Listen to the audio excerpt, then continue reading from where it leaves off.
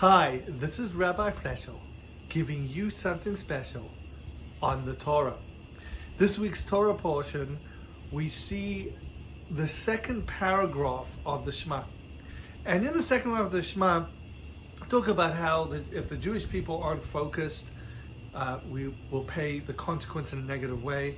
But if we pay attention and connect to God, right, then we will be rewarded in the most tremendous ways. So the Torah says that one of the ways to stay focused is having signs.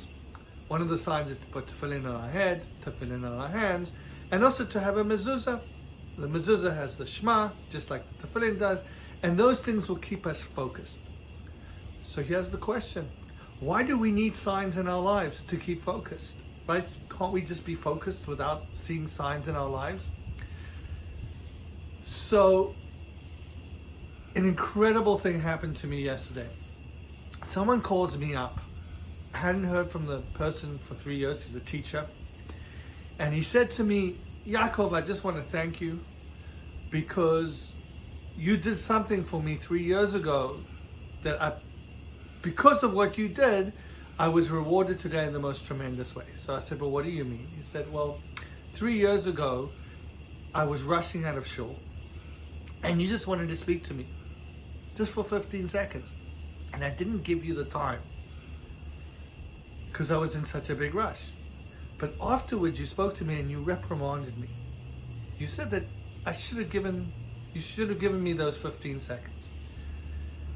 So I said, well, what's the remarkable story? He said, well, today, 3 years later, I was running out of shul. And someone came up to me that just wanted to speak to me briefly.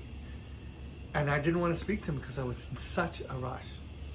But I said to myself, I've got to learn the lesson from 3 years ago. I'll give this person 15 seconds. That person wanted to speak to the teacher and thank him for being a remarkable teacher. He also rewarded him for a nice sum of money. He gave him a few $100s, thanking him for the teaching that he had done and the impact that he had on his daughter's life.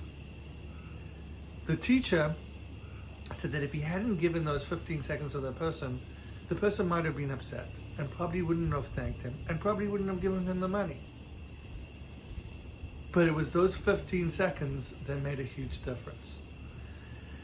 There's a lot to learn from the story in terms of being sensitive, because when someone wants to speak to you, maybe they just need to be heard. Those 15 seconds can make a huge difference in someone's life.